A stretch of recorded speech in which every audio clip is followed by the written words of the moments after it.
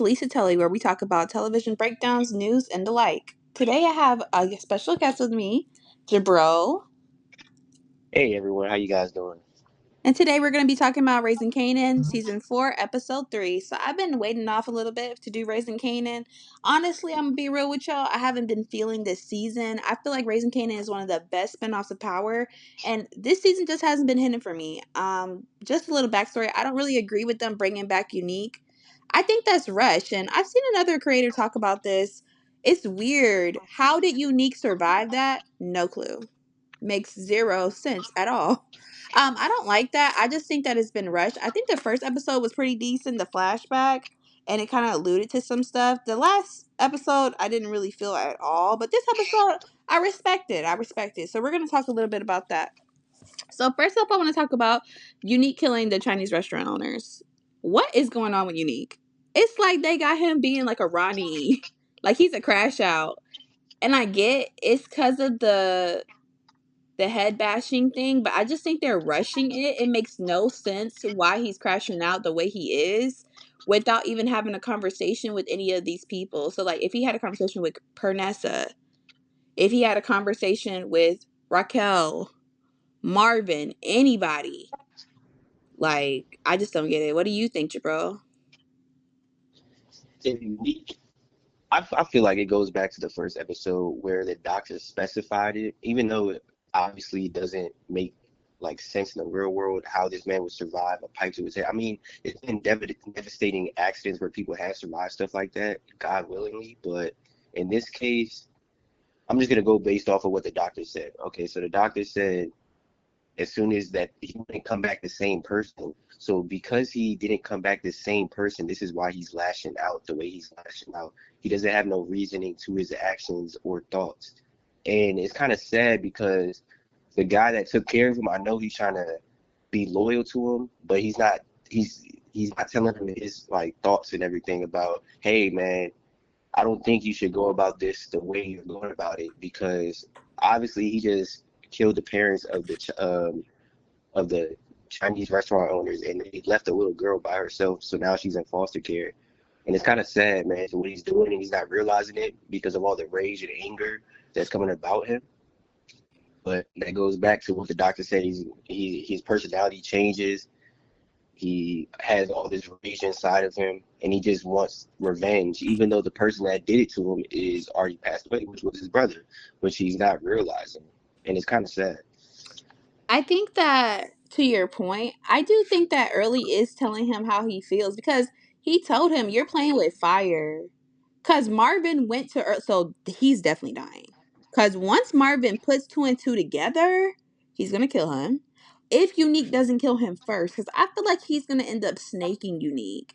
Because it's so funny that Marvin ended up going to him at another point in the episode to get information from CPS. So he did help him. I pray to God that Unique doesn't hurt that little girl. But I don't think that power would go that far.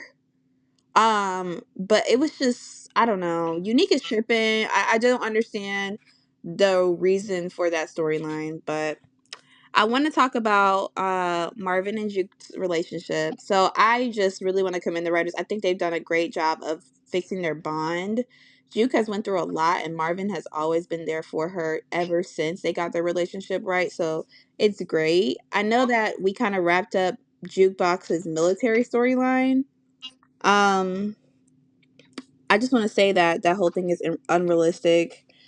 I know it's a TV show, but I don't understand how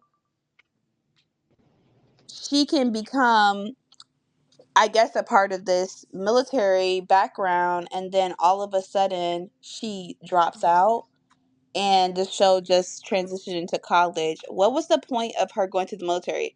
You guys didn't show us her going to the military.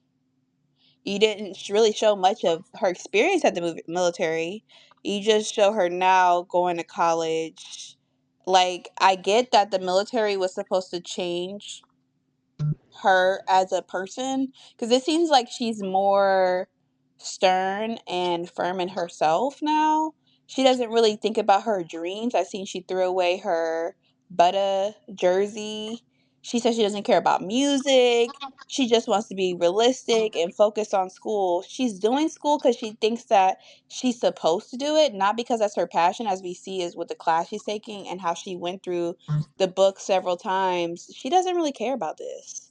But she doesn't know her place. And she even said that to Kanan that that place wasn't for her. But she doesn't really know that this place is either. What do you think about them signing the release papers just because she said she was gay? That's crazy. It's kind of interesting because I don't have too much knowledge on the military, but that's a huge deal. When you go AWOL like that, especially from basic training, it's not that easy where you could just tell them, "Hey, this is my sexual preference," and then they're whispering, and then they say, "Hey, we're just gonna give you I forgot what they even told her she got, but it wasn't AWOL, so that's not realistic at all. Like when you do that, that's considered a felony, I believe. But You know, it's it's funny kind you of say that though. I know someone personally that did that and they got honorably discharged. yeah, I don't see. Yeah, it's different circumstances. Usually, like when you go AWOL, it's a huge big deal. But I mean, she was in basic training. It's not like she passed basic training and then she was already assigned to a base. So I don't know. It's just the show is not making sense with that. Um, I, it's kind of hard to even speak on it because I don't have too much military knowledge. But all I can say is, yeah, it was kind of weird. It was kind of weird for them to even allow that of her to get off so easily without any consequences. Because usually there's some type of consequences that come along with that. I do think that they're trying to set her up for a new love interest. So the gay club, I love that for Jukebox, kind of, because I think that she can finally be herself. I think she just had so much trauma because her sexuality with Nicole's situation, then even with her mom, and then even like this little situationship she had with the person that was working with Butta with her. I hope that she can find a good love interest. I'm tired of seeing Jukebox suffer. I want to see something happy for her, honestly.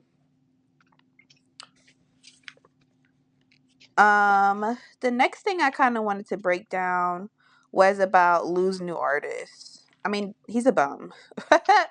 I really think Lulu as a whole is having a great story arc, a redemption arc.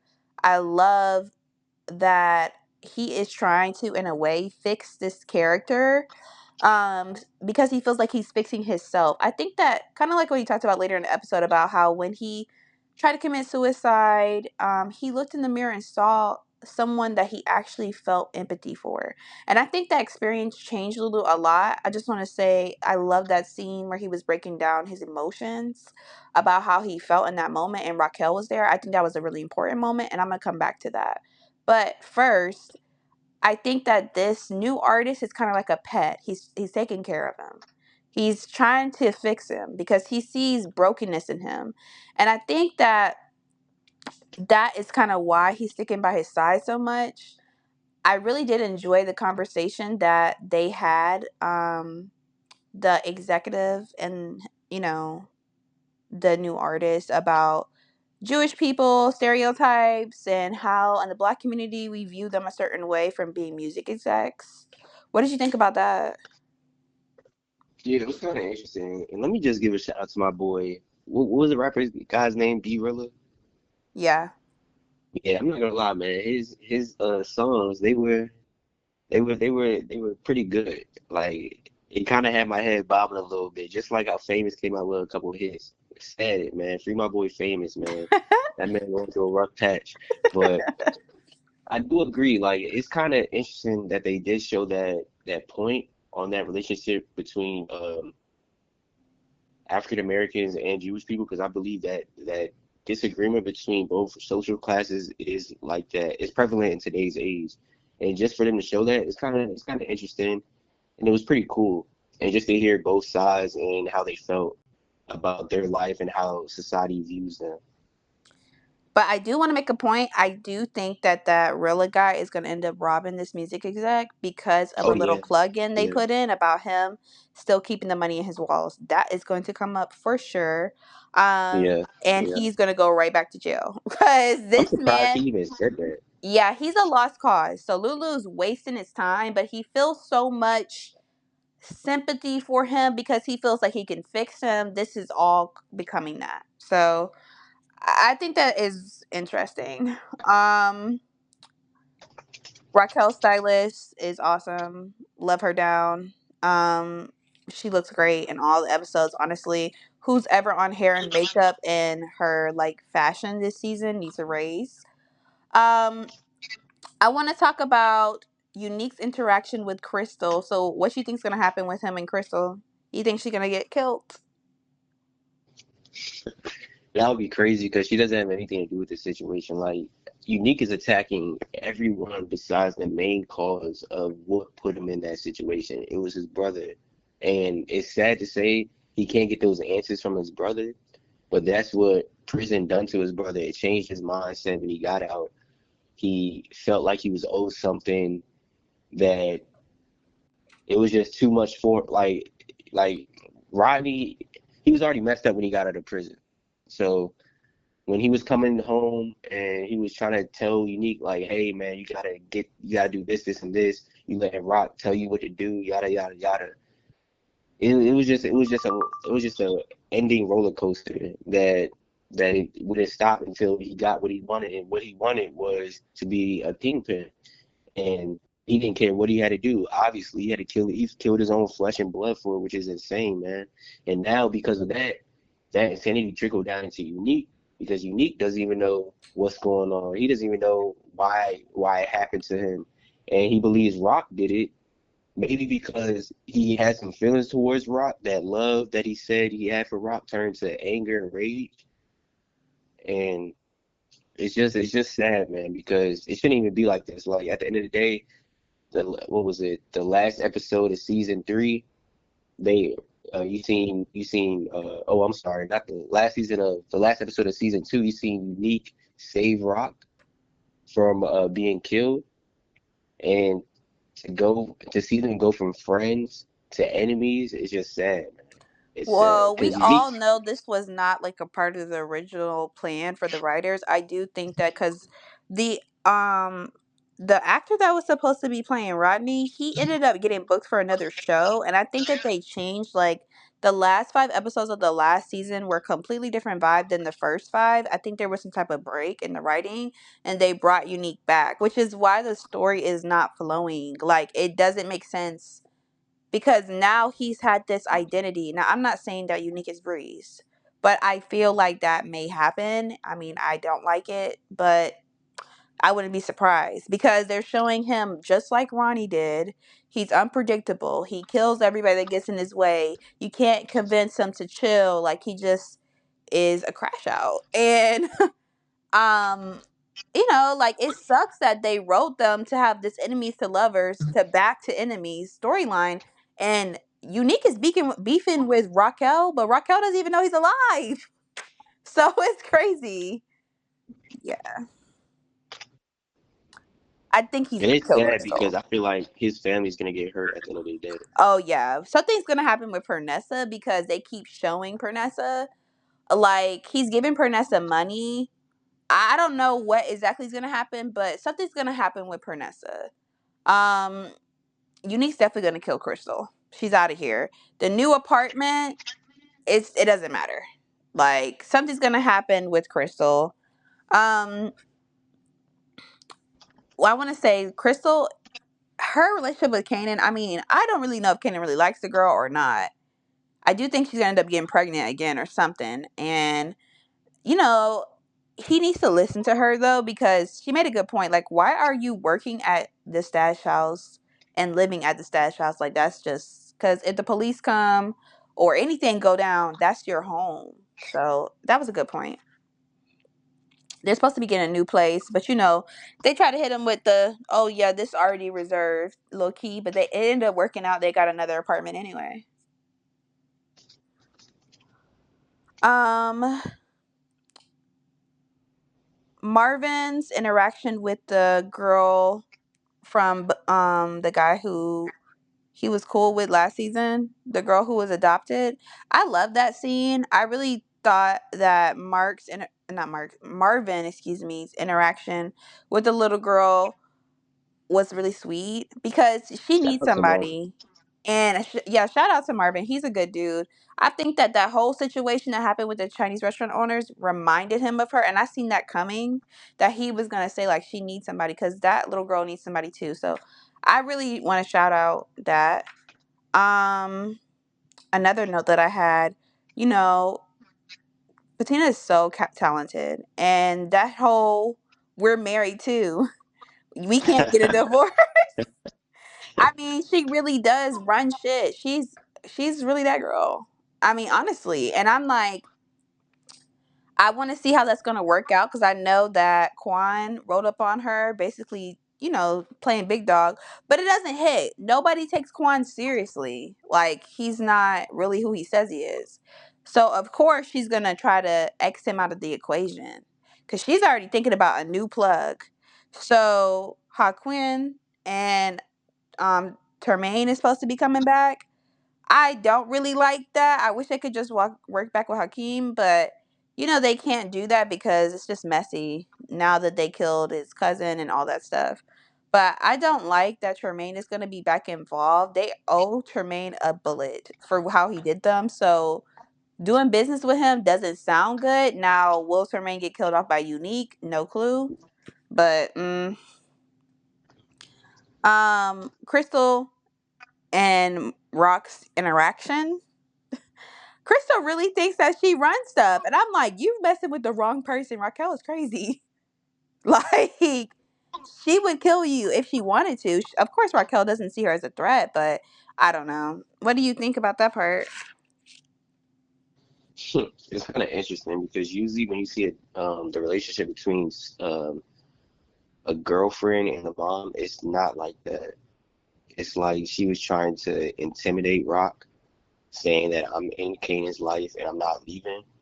And it was kind of strange because I don't know if she's supposed to be 17 in this show. For a 17, 18-year-old girl to do that But is that's because just, Kanan talks about her in a negative way, though. I mean, that's true, but at the end of the day, like in real life, at that age, I can never see a young girl trying to intimidate someone's mom who's 30 or 40 years old, however old Rocket is. I just don't see it. And it's kind of interesting and funny that she felt that confident to even do that. Like the way she opened the door, her body language, everything. It was kind of just a bizarre situation, but I'm kind of interested in seeing where their relationship leads to and what happens between them. Yeah, me too. I mean, I think Crystal's going to be out of here by the end of the season, but let's talk about our dog Famous again, though. Famous is definitely Where's he snitching. at? He's snitching. Famous is gonna snitch. Famous is going to snitch. I know when everybody seen the trailer, they seen the famous last words, little part that came out. It's gonna come out. Famous is gonna snitch for sure. He gonna snitch. I mean, I don't know what's gonna happen. Are they gonna put something on Famous? I mean, because they even talked about Jessica. Oh yeah, maybe he's in LA with his sister. Maybe he is in LA. I don't know where Famous is, but he's definitely gonna tell when time comes. And Jessica's gonna come back and talk to Lulu, for sure. That's definitely gonna come up. Speaking of that, Marvin lying to Raquel about him messing with the Italian man. I'm like, so that's she put you on notice, basically, let you know I know what you're doing. He can lie all he want. I know Raquel didn't buy that. Is he gonna continue to work with the man? Probably so. Why? No clue. That man was nervous leaving the house. No clue. And then the last thing I want to talk about is Kanan, the whole dinner scene. So, family dinners in power, always gonna be some secrets that come out. It's gonna get a little messy. This one wasn't super messy, but Kanan is disrespectful, first of all. He coming up to his mom because he's not going to school no more. I mean, shocker. He doesn't care about What's school, he wrong wants to with drop out.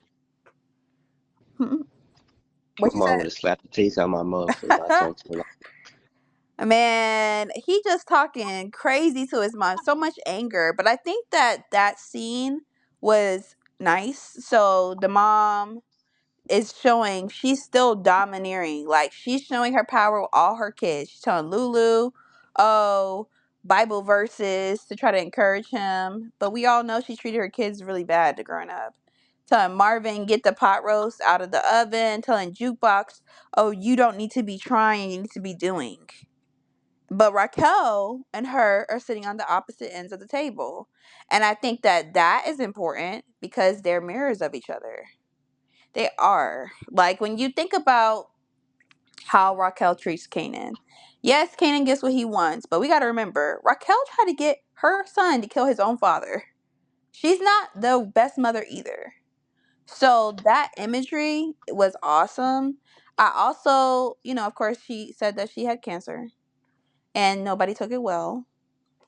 Jukebox kind of peeped it, but Raquel blows up and walks off, storms off, and Kanan's looking like he's so confused on why his mom's acting like that. You think that's gonna be a wake up call for Kanan and it his should be. behavior? It should be. But I don't know because the way the show, well, the episode ended, Nick broke into his house, so that might even overthrow what he's feeling in that moment. So who knows, man? Hopefully their relationship gets back together. They shouldn't even be like this. I don't know why Kanan is hating his mom. I understand, but man, it could be worse. Well, But hopefully they rekindle that fire that they should have. I think that it was nice. The little quote that 50 Cent said is a little bit cheesy, but I mean, you are always someone's child, and I think that's when he saw her as a kid, so rebellious, angry, and the mom said they could take her how they take it. And that's the same thing Raquel would say. I mean, she gets Exactly. a lot of it from her Exactly. mom, and Kanan acts a lot like Raquel. It did in that moment. So I thought that was a good, powerful scene to set up. I definitely think that the grandma's not going to make it out the season.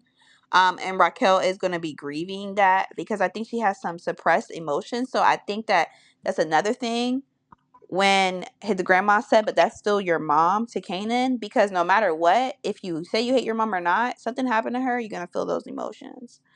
So I think overall, what would you rate the episode? I give it a 7. It was decent. It was decent. I'm not gonna lie. The first time I watched it, I probably give it like a 6.5. But the second time where I caught on to the clues and like the little small things in the episode, I would give it an 8. I really liked it. And I Hmm. like the build up. It's slower than last season, but I like it. I like it. I just hope it doesn't fade as the season progresses, because that's what usually happens in the last season. It was good in the beginning, then it started fading. So hopefully it doesn't happen with this season. Yeah, I agree. Well, thank you guys for watching Lisa Telly, where we talk about television, news, and the like. And we'll see you next time. Yep. Thank you for having me on your show.